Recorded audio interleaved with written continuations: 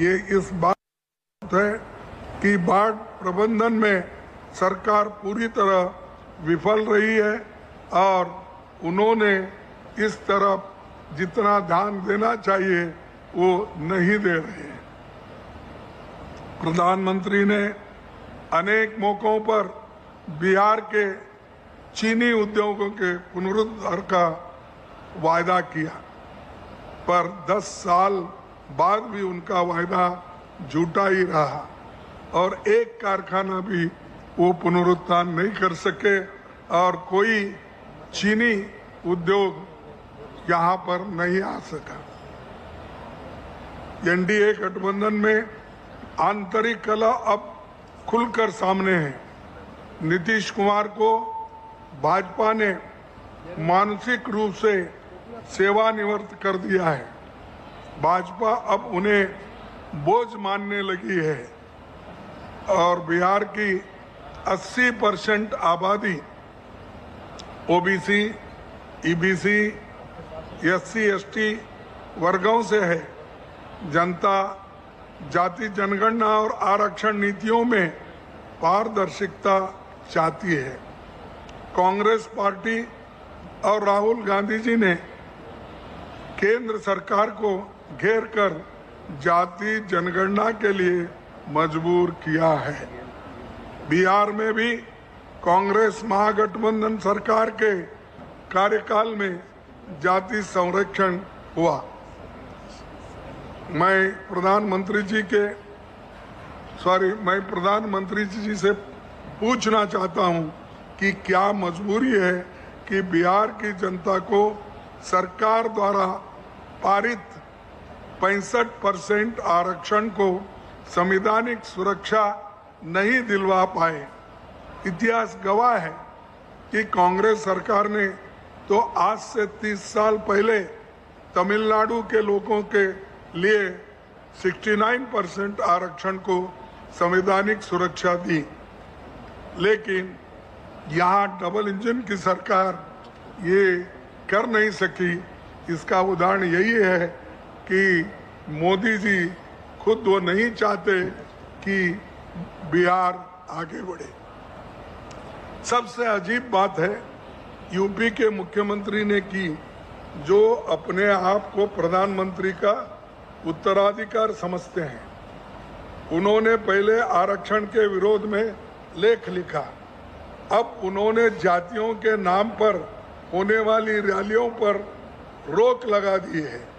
क्या प्रधानमंत्री जी देश को बताएंगे कि एक तरफ हम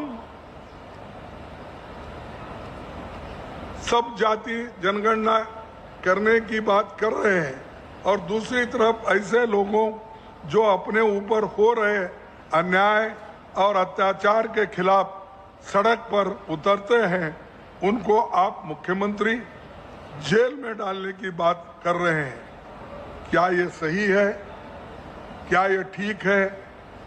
हमको जनता को ये बताना चाहिए किस ढंग से वो इस देश में अपना हुकूमत चलाना चाहते हैं। बिहार राज्य का शासन और प्रशासन लंबे समय से छुट्टी पर है। अपराध हर दिन, लूटपाट और हत्या की घटनाएं होती है। अपराध दर में निरंतर बढ़ोतरी हो रही है। स्कूलों में शिक्षकों की भारी कमी है और सरकारी स्वास्थ्य व्यवस्था पूरी तरह से ध्वस्त है और अस्पताल में दवाएं की भारी किल्लत है। एक साधारण बिहार वासी का बीमारी की स्थिति में या तो प्राइवेट अस्पतालों में जना शोषण किया जाता है या वो इलाज कराने के बिहार से बाहर जाने के लिए